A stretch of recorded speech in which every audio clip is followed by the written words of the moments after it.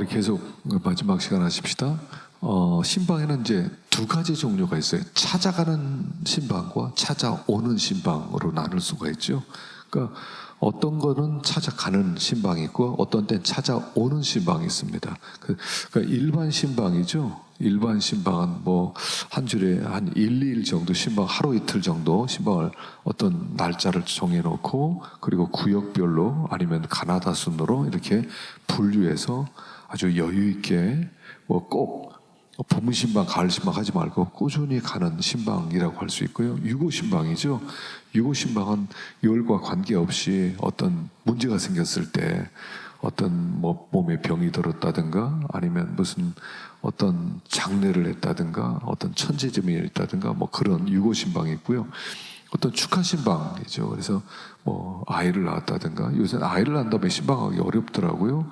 또 왜냐하면 이 산후조리원에서 못 만나게 하니까 또는 신혼이라든가 이런 축하 신방, 또 개업 신방 이런 것을 유고 신방이라고 할 수 있고요. 목회 신방입니다. 어떤 유고 유무에 관계없이 교인들의 가정을 전부 돌보는 그래서 목회 행정적 의미의 신방이 있을 수 있고요. 그 다음에 상의 신방이 있어요. 그러니까 계절 관계없이 또 구역의 순서대로 하되 그들과 의사를 서로 나누면서 언제 신방하고 스스로 결정할 수 있도록 하는 것도 있죠. 새신자 신방이 있습니다. 전입했다든가 초신자라든가 새로 교회에 들어오신 분들은 새신자 신방이죠. 이 새신자 신방이 중요한 것 같아요. 그 사람을 잘 몰라요. 근데 딱 가정에 보면 영적 분위기도 어떤 집에 들어가면요 기도가 너무 잘 되는 가정이 있어요. 어떤 가정에는 기도가 막 막혀요.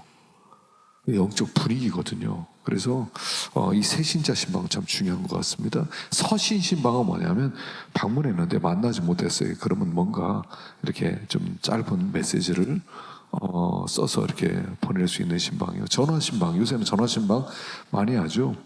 전화 신방 많이 활용하셔야 됩니다.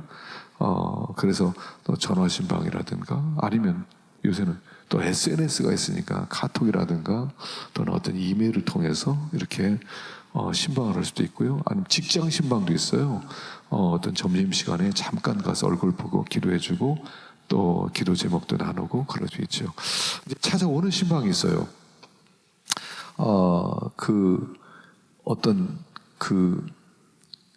어떤 뭐냐면 어떤 기도회라든가 어떤 무슨 뭐 어떤 부서에 그 임원들을 그룹별로 그래서 같이 그룹으로 나눠서 어떤 교회에서 모여서 이렇게 신방할 수도 있고요.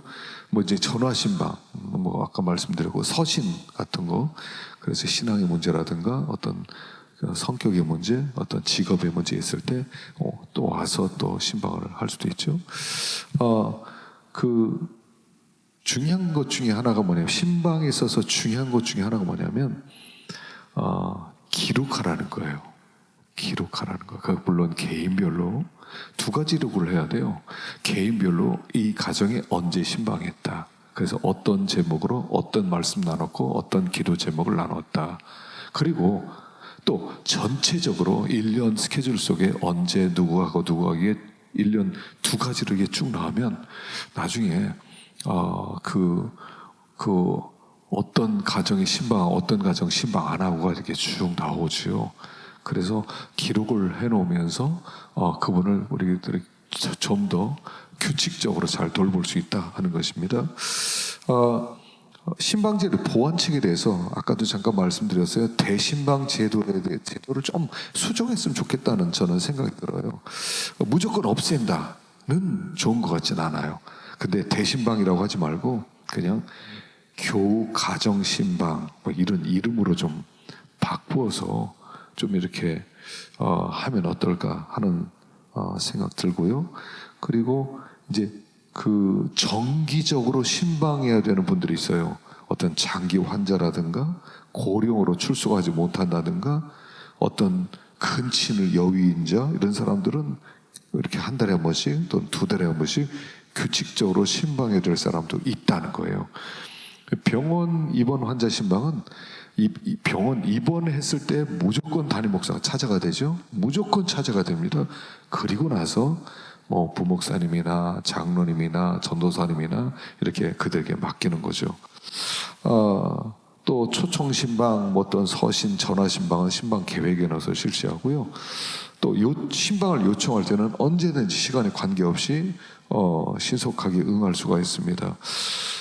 목회적인 신방은 부교육자 팀이나 어떤 구역장이나 권사님들에게 맡기고요. 또 후속 처리는 감당합니다. 저는 이렇게 대신방을 할 때 이제 이런 계획을 지금, 그래서 제가 이걸 좀 바꿔야 되겠다 그래서 연초에는 담임 목사가 전체적으로 교인 가정신방, 목회신방을 하고, 그 다음에 연중에는 장로님에게 좀 맡기면 좋겠다 이런 생각을 좀 하고 있습니다. 그래서 장로님들에게 교인들을 좀 나눠드리고 그렇게 하면 좋을 것 같습니다. 자, 그건 뒤에 부분에서 한 번 더 말씀드리겠습니다. 교인들의 신방 기피 현상을 치유해야 됩니다. 신방 잘 안 받으려고 그래요. 신방 받으라고 그러면 좀 괜찮습니다. 오지 마십시오. 그렇습니다. 물론 억지로는 참 어려워요. 그런데도요, 하여간 신방을 꼭 하는 게 좋습니다.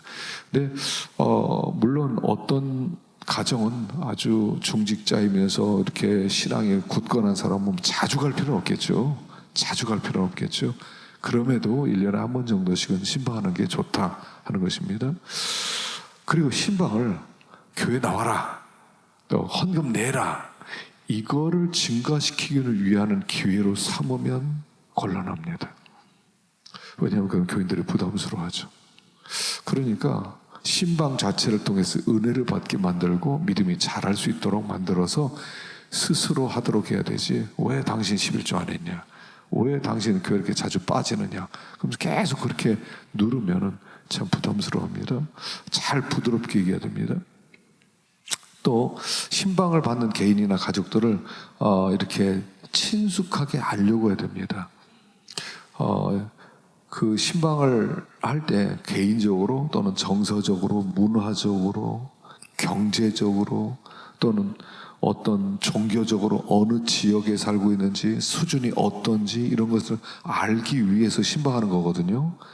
그래서 좀 친밀하게, 친숙하게 그분과 더 가까이 하도록 하는 그런 신방이 되도록 해야 된다 하는 것이고요.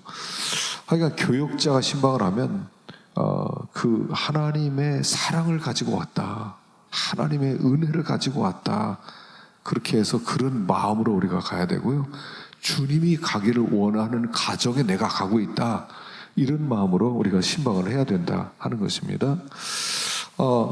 이제 신방원들에게 같이, 혹시 이제 뭐 권사님이나 어떤 신방 대원이 있죠.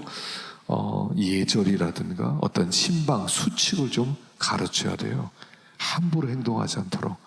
거기서 어떤 분은 수다스럽게 까불까불 하는데 그렇게 하지 않도록 잘 목사님 눈치를 살피고, 그때 뭐 아이가 있으면 아이도 좀 한쪽에서 봐주기도 하고, 또 저쪽에서 뭐 자꾸 뭐 차를 준비하려면 대신 좀 준비하겠다고 하고, 그렇게 해서 이 신방 받는 사람이 신방에 집중할 수 있도록 이렇게 돕는, 그러니까 신방 대원에 대한 훈련도 필요하다는 거죠.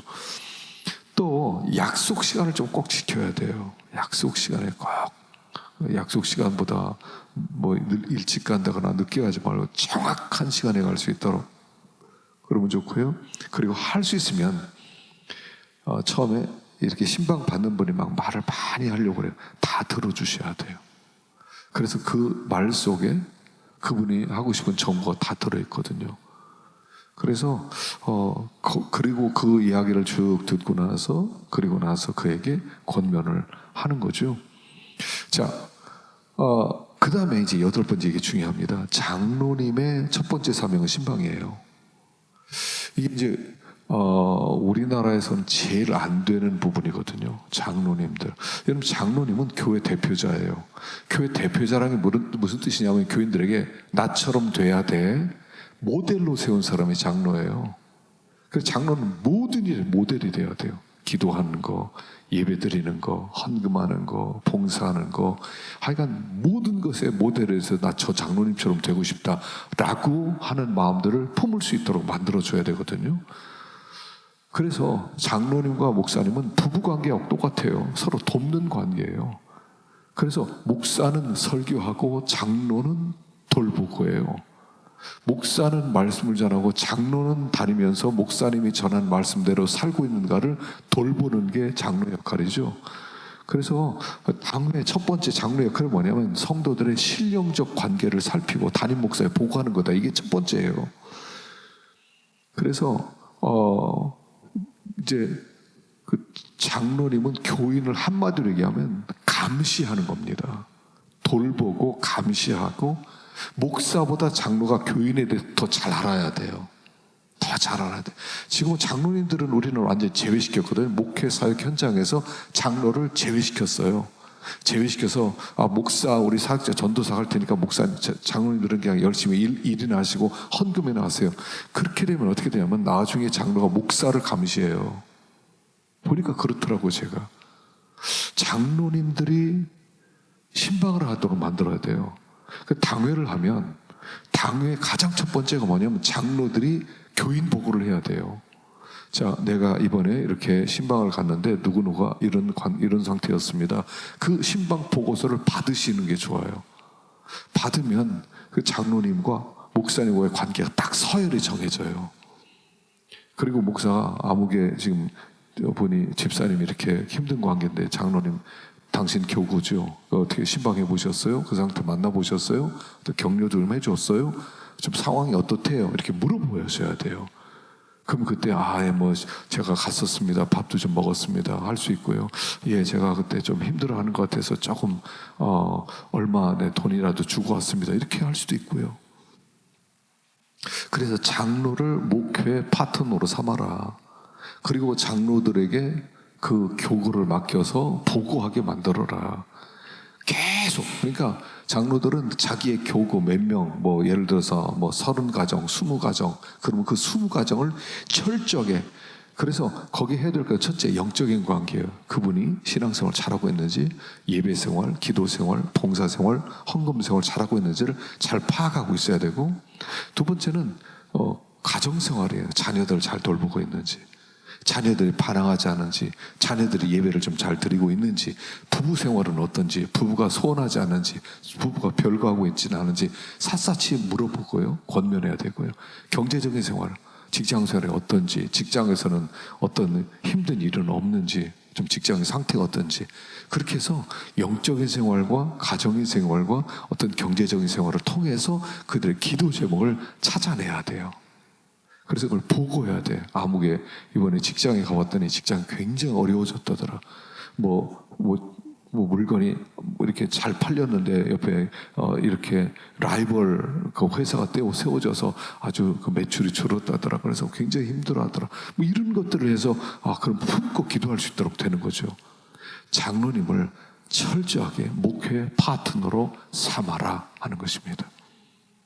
그러면 여러분 지금 이제 장로님을 많이 세워야 되느냐 안 세워야 되느냐 이런 막 문제도 있잖아요. 그런데 장로님이 장로님으로서의 직분을 잘 감당하기만 하면 전 역할을 할 수가 있어요. 전 역할을요. 그렇기 때문에 이 장로님으로서 첫 번째 사명은 신방이다. 신방이다. 그리고 목사는 알고 있을지라도 장로님으로부터 보고받는 것도 좋아요. 장로님을 보고받고, 그래서 신방 보고서를 하나 만들어서 장로님이 전화 신방했으면 전화 신방, 언제 식사했으면 식사했다, 어떤 집에 갔습니까? 그 보고서를 다 받아서 정리를 해놓으세요. 그럼 장로님 훈련도 되고 또 교인들도 잘 돌볼 수가 있고 교회는 이렇게 평안할 수가 있는 거죠. 그래서 장로님의 첫 번째 사명은 신방이다. 목회 파트너로 삼아라 하는 것입니다. 자, 아홉 번째는요, 새로운 어떤 신방 문화를 좀 만들었으면 좋겠다는 것입니다. 새로운 신방 문화.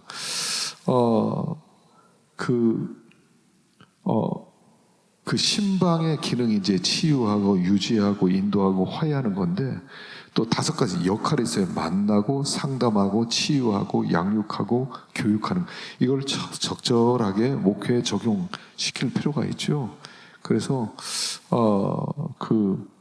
이제 그런 새로운 신방 문화를 만들었는데, 제일 먼저 신방할 때 주의하거나 준비해야 될 상황이 있습니다.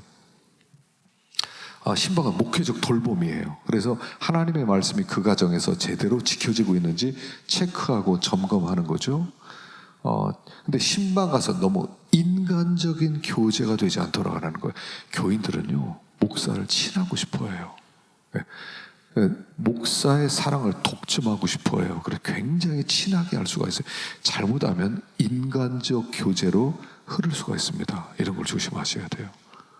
그래서 항상 영적인 지도자의 자리에 딱 서 있고요. 어떤 집에 가서 너무 오래 있어서는 안 돼요.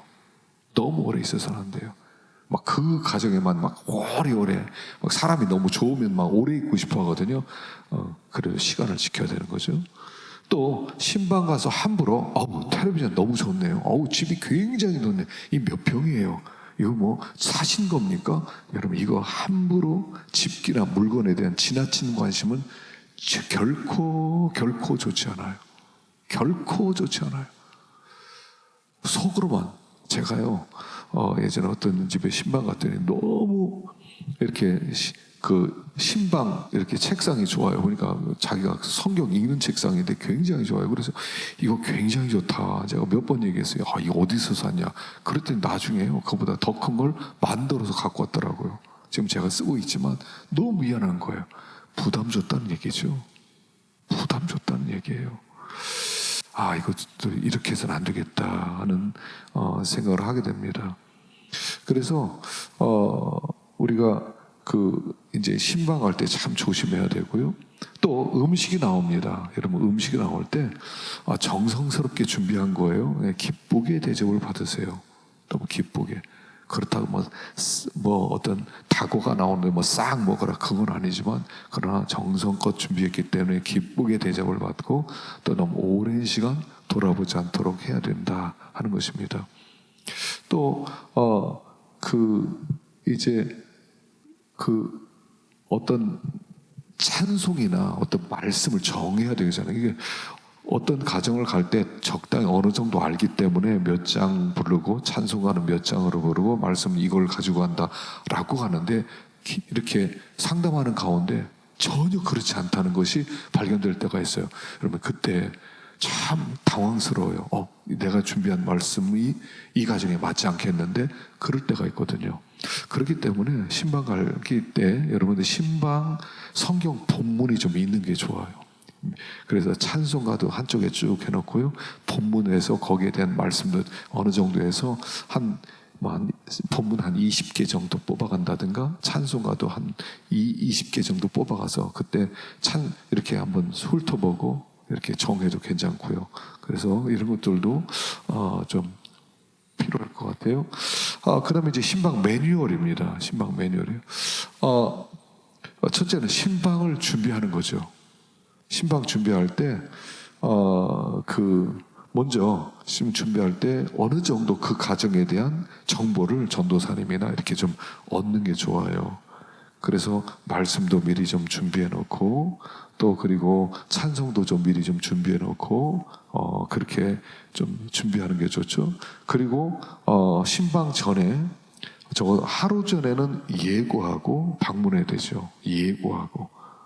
그리고 신방 떠나기 전에 기도로 준비하고, 또 이렇게 대원으로서 신방 대원은 어떤 권사님 또는 어떤 거기 구역장님 아니면 뭐 다락방의 순장 이런 사람하고 함께 기도하고 출발하고요. 특별히 몸가짐이나 의복이나 외모 같은 것은 예의에서 벗어나지 않도록 그렇게 준비를 해야 됩니다. 그래서 어떤 말이나 행동에도 방문자의 예절을 좀 잘 지켜야 되고요. 그리고 신방하러 딱 들어갈 때 전도사가 먼저 들어가는 게 아니에요. 딱 신방대원에 있으면 다 서서 담임 목사가 먼저 들어가고, 그 뒤에 신방대원이 따라 들어오고요. 그 다음에 마지막에 한 사람이 신발을 깨끗하게 나갈 수 있는 신발로 정리해 놓은 게 참 중요하죠.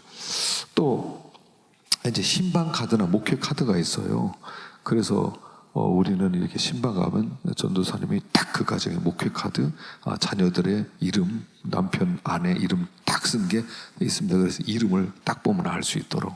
그리고 뒤에 딱 보면 언제 신방했는지, 본문을 뭐로 했는지, 찬송가 뭐를 부르는지가 이게 딱 나와요.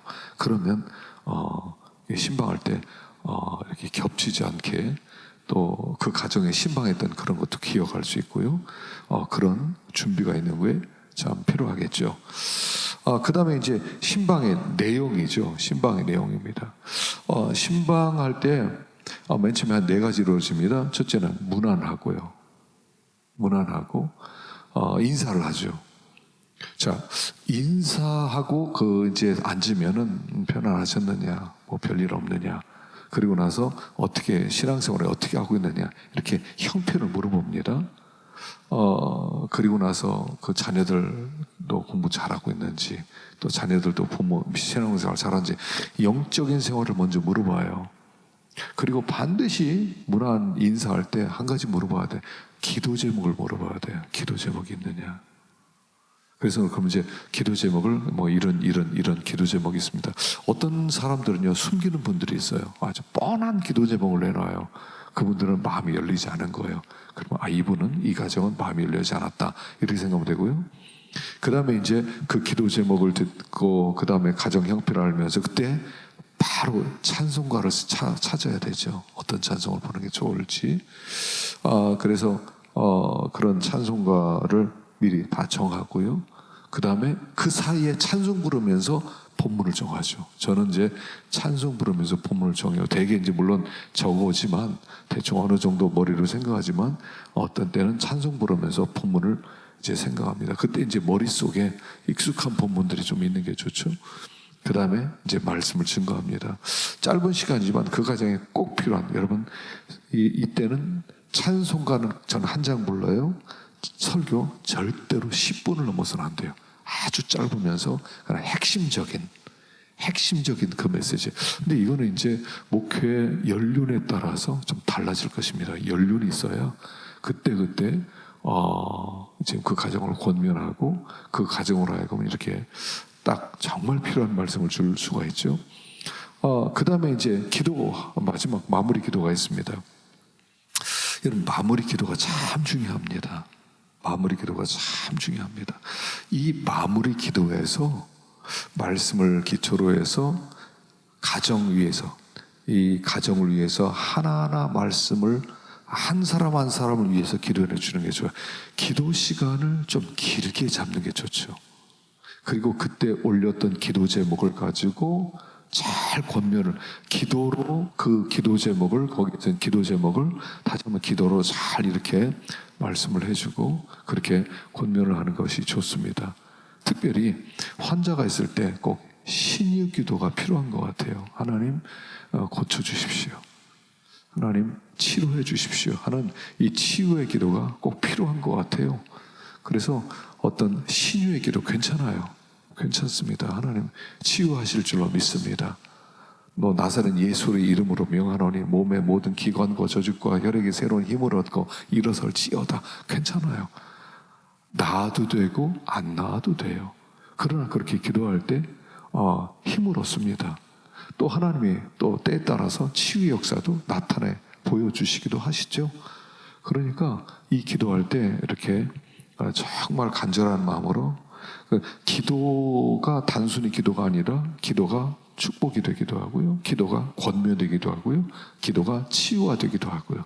그래서 이 마지막 기도가 굉장히 중요하다는 것입니다. 그리고 이제 혹시 끝나고 나서 어떤 분들은 상담을 이렇게 털어놓을 때가 있어요.